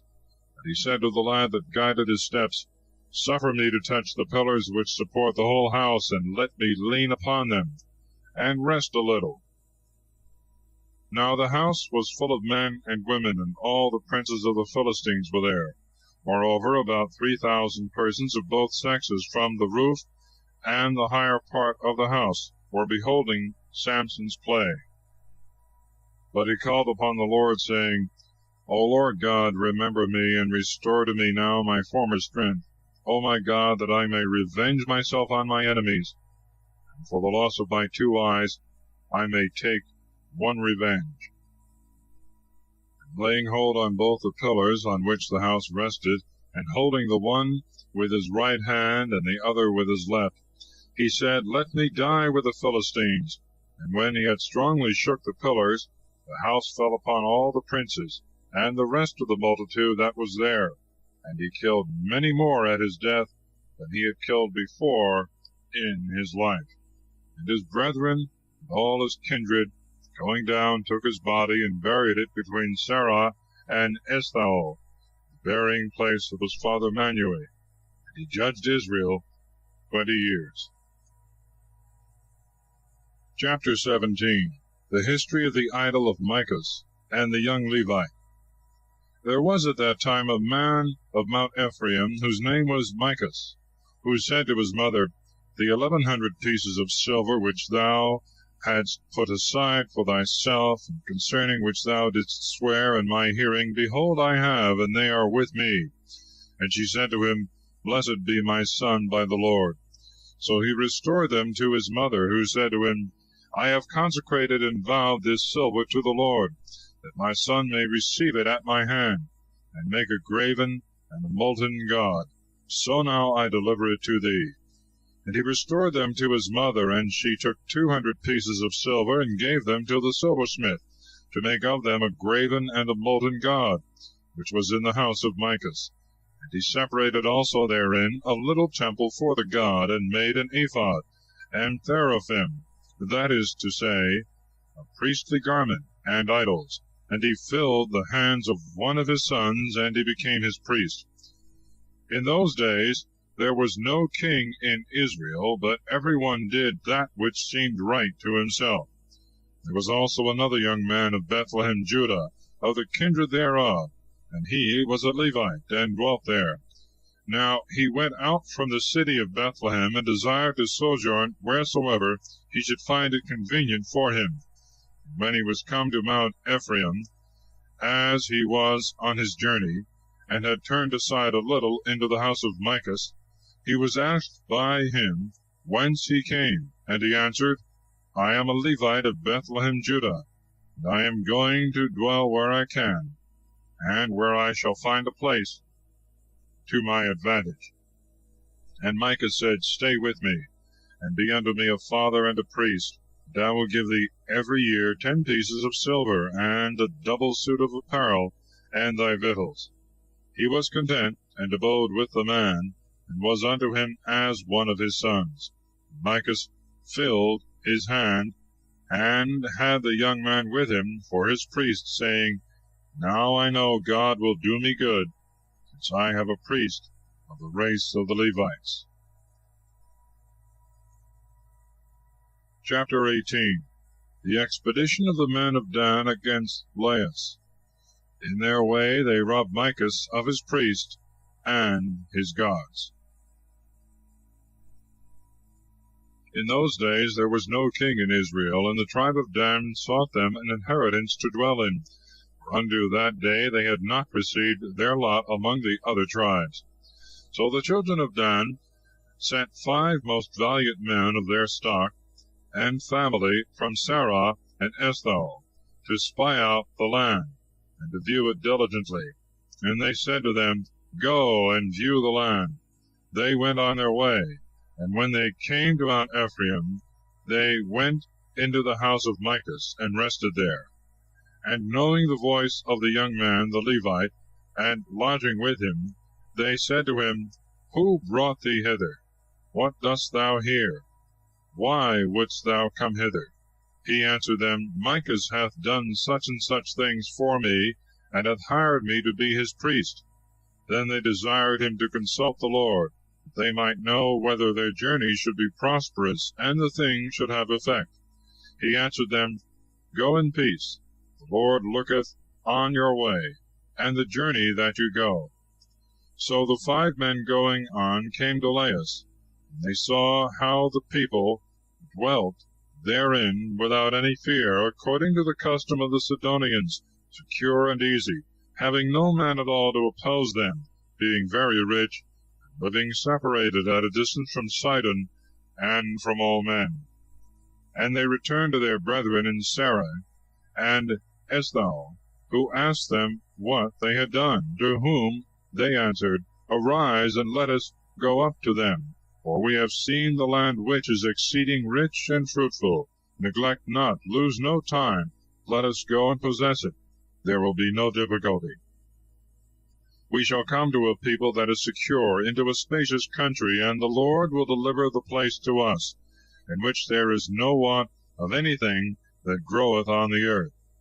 There went therefore of the kindred of Dan to it from Sarai and Eshtaol 600 men, furnished with arms for war. Going up, they lodged in Kiriathaim of Judah, which place from that time is called the camp of Dan, and is behind Kiriathaim. From thence they passed into Mount Ephraim, and when they were come to the house of Micah, the 5 men that before had been sent to view the land of Laias said to the rest of their brethren, You know that in these houses there is an ephod, and teraphim, and a graven, and a molten god. See what you are pleased to do. And when they had turned a little aside, they went into the house of the young man, the Levite, who was in the house of Micah, and they saluted him with words of peace. And the 600 men stood before the door, appointed with their arms. They that were gone into the house of the young man went about to take away the graven god, and the ephod, and the teraphim, and the molten god. And the priest stood before the door, the 600 valiant men waiting not far off. So they that were gone in took away the graven thing, the ephod, and the idols, and the molten god. And the priest said to them, What are you doing? And they said to him, Hold thy peace, and put thy finger on thy mouth, and come with us, that we may have thee for a father and a priest. Whether is better for thee to be a priest in the house of one man, or in a tribe and family in Israel? When he had heard this, he agreed to their words, and took the ephod, and the idols, and the graven god, and departed with them. And when they were going forward, and had put before them the children and the cattle and all that was valuable, and were now at a distance from the house of Micah, the men that dwelt in the houses of Micah, gathering together, followed them, and began to shout out after them. They looked back and said to Micah, What aileth thee? Why dost thou cry? And he answered, You have taken away my gods which I have made, me and the priest, and all that I have, and do you say, What aileth thee? And the children of Dan said to him, See thou say no more to us, lest men enraged come upon thee, and thou perish with all thy house. And so they went on the journey they had begun. But Micah, seeing that they were stronger than he, returned to his house. And the 600 men took the priest, and the things we spoke of before, and came to Laias, to a people that was quiet and secure, and smote them with the edge of the sword, and the city was burnt with fire, there being no man at all who brought them any succor, because they dwelt far from Sidon, and had no society or business with any man. And the city was in the land of Rohab, and they rebuilt it and dwelt therein, calling the name of the city Dan, after the name of their father, who was the son of Israel, which before was called Laias. And they set up to themselves the graven idol. And Jonathan the son of Gershom, the son of Moses, he and his sons were priests in the tribe of Dan, until the day of their captivity. The idol of Micah remained with them all the time. The house of God was in Shiloh. In those days there was no king in Israel. Chapter 19. A Levite bringing home his wife is lodged by an old man at Gibeah in the tribe of Benjamin. His wife is there abused by wicked men, and in the morning found dead. Her husband cutteth her body in pieces, and sendeth to every tribe of Israel, requiring them to revenge the wicked fact. There was a certain Levite who dwelt on the side of Mount Ephraim, who took a wife of Bethlehem, Judah. And she left him, and returned to her father's house in Bethlehem, and abode with him 4 months. And her husband followed her, willing to be reconciled with her, and to speak kindly to her, and to bring her back with him, having with him a servant and 2 asses. And she received him, and brought him into her father's house. And when his father-in-law had heard this, and had seen him, he met him with joy, and embraced the man.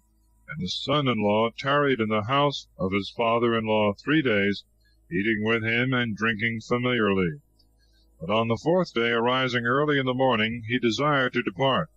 But his father-in-law kept him, and said to him, Taste first a little bread, and strengthen thy stomach, and so thou shalt depart. And they sat down together, and ate and drank. And the father of the young woman said to his son-in-law, I beseech thee to stay here today, and let us make merry together. But he, rising up, began to be for departing. And nevertheless his father-in-law earnestly pressed him, and made him stay with him. But when morning was come, the Levite prepared to go on his journey. And his father-in-law said to him again, I beseech thee to take a little meat, and strengthening thyself till the day be farther advanced, afterwards thou mayest depart. And they ate together. And the young man arose to set forward with his wife and servant. And his father-in-law spoke to him again, Consider that the day is declining, and draweth toward evening. Tarry with me today also, and spend the day in mirth. And tomorrow thou shalt depart, that thou mayest go into thy house. His son-in-law would not consent to his words, but forthwith went forward, and came over against Jebus, which by another name is called Jerusalem, leading with him 2 asses laden, and his concubine. And now they were come near Jebus, and the day was far spent. And the servant said to his master, Come, I beseech thee, let us turn into the city of the Jebusites, and lodge there. His master answered him, I will not go into the town of another nation, who are not of the children of Israel, but I will pass over to Gibeah. And when I shall come thither, we will lodge there, or at least in the city of Ramah. So they passed by Jebus, and went on their journey. And the sun went down upon them when they were by Gibeah, which is in the tribe of Benjamin. And they turned into it, to lodge there. And when they were come in, they sat in the street of the city, for no man would receive them to lodge. And behold, they saw an old man returning out of the field, and from his work in the evening, and he also was of Mount Ephraim, and dwelt as a stranger in Gibeah. The men of that country were the children of Jemini. And the old man, lifting up his eyes, saw the man sitting with his bundles in the street of the city, and said to him, Whence comest thou, and whither goest thou? He answered him, We came out from Bethlehem, Judah, and we are going to our home, which is on the side of Mount Ephraim, from whence we went to Bethlehem. Now we go to the house of God, and none will receive us under his roof. We have straw and hay for provender of the asses, and bread and wine for the use of myself and thy handmaid, and of the servant that is with me. We want nothing but lodging. And the old man answered him, Peace be with thee. I will furnish all things that are necessary. Only, I beseech thee, stay not in the street. And he brought him into his house, and gave provender to his asses. And after they had washed their feet, he entertained them with a feast. While they were making merry, and refreshing their bodies with meat and drink after the labor of the journey, the men of that city, sons of Belial, that is, without yoke, came and beset the old man's house, and began to knock at the door, calling to the master of the house, and saying, Bring forth the man that came into thy house, that we may abuse him. And the old man went out to them and said, Do not so, my brethren, do not so wickedly, because this man is come into my lodging. And cease, I pray you, from this folly. I have a maiden daughter, and this man hath a concubine. I will bring them out to you, and you may humble them, and satisfy your lust. Only, I beseech you, commit not this crime against nature on the man. They would not be satisfied with his words, which the man, seeing, brought out his concubine to them, and abandoned her to their wickedness. When they had abused her all the night, they let her go in the morning. But the woman, at the dawning of the day, came to the door of the house where her lord lodged, and there fell down. And in the morning the man arose, and opened the door, that he might end the journey he had begun. And behold, his concubine lay before the door, with her hands spread on the threshold. He, thinking she was taking her rest, said to her, Arise, let us be going. But as she made no answer, perceiving she was dead, he took her up and laid her upon his ass, and returned to his house. And when he was come home, he took a sword and divided the dead body of his wife with her bones into 12 parts, and sent the pieces into all the borders of Israel. And when every one had seen this, they all cried out, There was never such a thing done in Israel from the day that our fathers came up out of Egypt until this day. Give sentence and decree in common what ought to be done. Chapter 20. The Israelites, warring against Benjamin, are twice defeated. But in the third battle the Benjamites are all slain, saving 600 men. Then all the children of Israel went out and gathered together as one man from Dan to Bersabeh, with the land of Galeed, to the Lord in Masphah. And all the chiefs of the people and all the tribes of Israel met together in the assembly of the people of God, 400,000 footmen fit for war. Nor were the children of Benjamin ignorant that the children of Israel were come up to Masphah. And the Levite, the husband of the woman that was killed, being asked how so great a wickedness had been committed, answered, I came into Gabaa of Benjamin with my wife, and there I lodged. And behold, the men of that city in the night beset the house wherein I was, intending to kill me, and abuse my wife with an incredible fury of lust, so that at last she died. And I took her and cut her in pieces, and sent the parts into all the borders of your possession, because there never was so heinous a crime, and so great an abomination committed in Israel. You are all here, O children of Israel, determined what you ought to do. And all the people standing answered, as by the voice of one man, We will not return to our tents, neither shall any one of us go into his own house. But this we will do in common against Gabaa. We will take 10 men of 100 out of all the tribes of Israel, and 100 out of 1,000, and 1,000 out of 10,000, to bring victuals for the army, that we might fight against Gabaa of Benjamin, render to it for its wickedness what it deserveth. And all Israel were gathered together against the city as one man, with one mind and one counsel.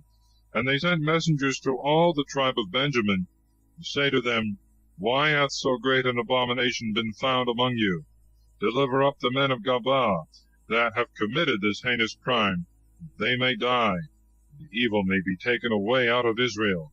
But they would not hearken to the proposition of their brethren, the children of Israel. But out of all the cities which were of their lot, they gathered themselves together into Gabaa, to aid them, and to fight against the whole people of Israel.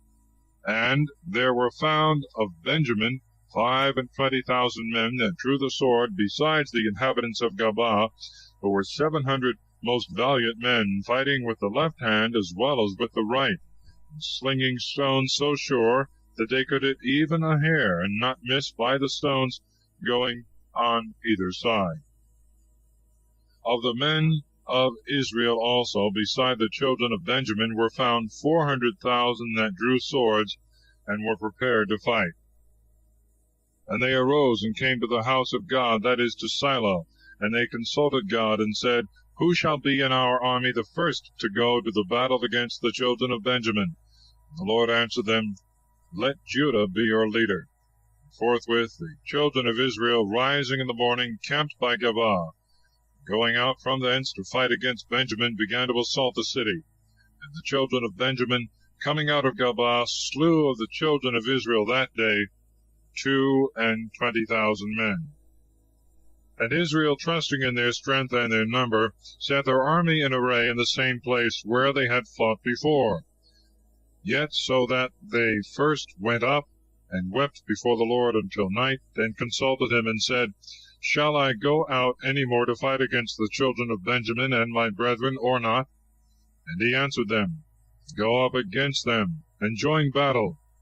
And when the children of Israel went out the next day to fight against the children of Benjamin, The children of Benjamin sallied forth out of the gates of Gabaa, and, meeting them, made so great a slaughter of them, as to kill 18,000 men that drew the sword. Wherefore all the children of Israel came to the house of God, and sat and wept before the Lord. And they fasted that day till the evening, and offered to him holocausts and victims of peace offerings, and inquired of him concerning their state. At that time the ark of the covenant of the Lord was there, and Phinehas the son of Eleazar the son of Aaron was over the house. So they consulted the Lord, and said, Shall we go out any more to fight against the children of Benjamin our brethren, or shall we cease? And the Lord said to them, Go up, for tomorrow I will deliver them into your hands. The children of Israel set ambushes round about the city of Gabaa, and they drew up their army against Benjamin the third time, as they had done the first and second. And the children of Benjamin boldly issued out of the city, and seeing their enemies flee, pursued them a long way, so as to wound and kill some of them, as they had done the first and second day, whilst they fled by two highways, whereof one goeth up to Bethel, and the other to Gabaa.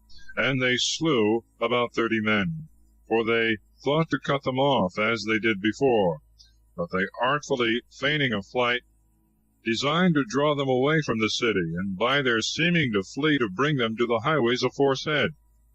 Then all the children of Israel, rising up out of the places where they were, set their army in battle array in the place which is called Baal-Thamar. The ambushes also, which were about the city, began by little and little to come forth, and to march from the west side of the city.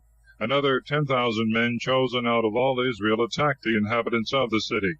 And the battle grew hot against the children of Benjamin, and they understood not that present death threatened them on every side. And the Lord defeated them before the children of Israel, and they slew of them in that day 25,100, all fighting men, and that drew the sword. But the children of Benjamin, when they saw themselves to be too weak, began to flee, which the children of Israel, seeing, gave them place to flee, that they might come to the ambushes that were prepared, when they had set near the city. They that were in ambush arose on a sudden out of their coverts, and whilst Benjamin turned their backs to the slayers, went into the city, and smote it with the edge of the sword. Now the children of Israel had given a sign to them, whom they had laid in ambushes, that after they had taken the city they should make a fire, that by the smoke rising on high they might show that the city was taken. And when the children of Israel saw this in the battle, for the children of Benjamin thought, they fled and pursued them vigorously, killing 30 men of their army, and perceived, as it were, a pillar of smoke rise up from the city. And Benjamin, looking back, saw that the city was taken, and that the flames ascended on high. They that before had made as if they fled, turning their faces, stood bravely against them, which the children of Benjamin, seeing, turned their backs, and began to go towards the way of the desert, the enemy pursuing them thither also. They that fired the city came also out to meet them. And so it was, that they were slain on both sides by the enemies, and there was no rest of their men dying. They fell and were beaten down on the east side of the city Gabaa. They that were slain in the same place were 18,000 men, all most valiant soldiers. And when they that remained of Benjamin saw this, they fled into the wilderness, and made towards the rock that is called Rimmon. In that flight, also as they were straggling and going different ways, they slew of them 5,000 men. And as they went farther, they still pursued them, and slew also other 2,000. And so it came to pass, that all that were slain of Benjamin in divers places were 25,000 fighting men, most valiant for war. And there remained of all the number of Benjamin only 600 men that were able to escape and flee to the wilderness, and they abode in the rock Rimmon 4 months. But the children of Israel returning put all the remains of the city to the sword, both men and beasts. And all the cities and villages of Benjamin were consumed with devouring flames. Chapter 21. the tribe of Benjamin is saved from being utterly extinct by providing wives for the 600 that remain. Now the children of Israel had also sworn in Mizpah, saying, None of us shall give of his daughters to the children of Benjamin to wife. And they all came to the house of God in Shiloh, and abiding before him till the evening, lifted up their voices, and began to lament and weep, saying, O Lord God of Israel, why is so great an evil come to pass in thy people, that this day one tribe should be taken away from among us? Rising early the next day, they built an altar, and offered their holocausts and victims of peace. And they said, Who is there among all the tribes of Israel that came not up with the army of the Lord? For they had bound themselves with a great oath, when they were in Mizpah, that whosoever were wanting should be slain. And the children of Israel, being moved with repentance for their brother Benjamin, began to say, One tribe is taken away from Israel. Whence shall they take wives? For we have all in general sworn not to give our daughters to them. Therefore they said, Who is there of all the tribes of Israel that came not up to the Lord to Mizpah? And behold, the inhabitants of Jabesh-Gilead were found not to have been in that army. At that time also, when they were in Shiloh, no one of them was found there. So they sent 10,000 of the most valiant men, and commanded them, saying, Go and put the inhabitants of Jabesh-Gilead to the sword, with their wives and their children. And this is what you shall observe: every male and all women that have known men you shall kill, but the virgins you shall save. And there were found of Jabesh-Gilead 400 virgins that had not known the bed of a man. And they brought them to the camp in Shiloh, into the land of Canaan. And they sent messengers to the children of Benjamin that were in the rock Rimmon, and commanded them to receive them in peace. And the children of Benjamin came at that time, and wives were given them of the daughters of Jabesh-Gilead, but they found no others, whom they might give in like manner. And all Israel was very sorry, and repented for the destroying of one tribe out of Israel. And the ancients said, What shall we do with the rest, that have not received wives? For all the women in Benjamin are dead. And we must use all care, and provide with great diligence, that one tribe be not destroyed out of Israel.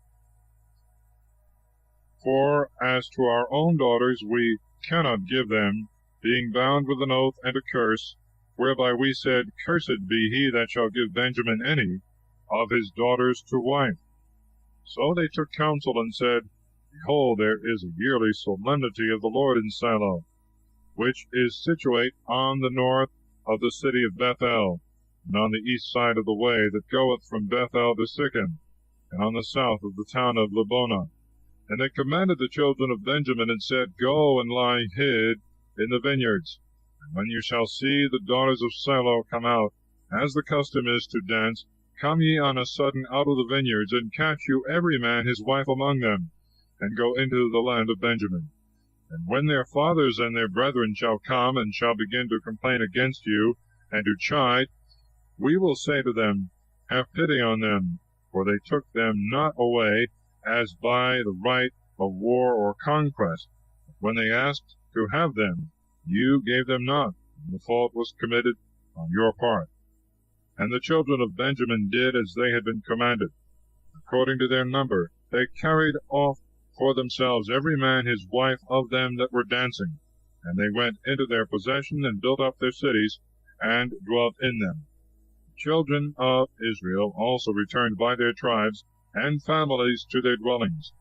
In those days there was no king in Israel. Every one did that which seemed right to himself. Thus ends the book of Judges.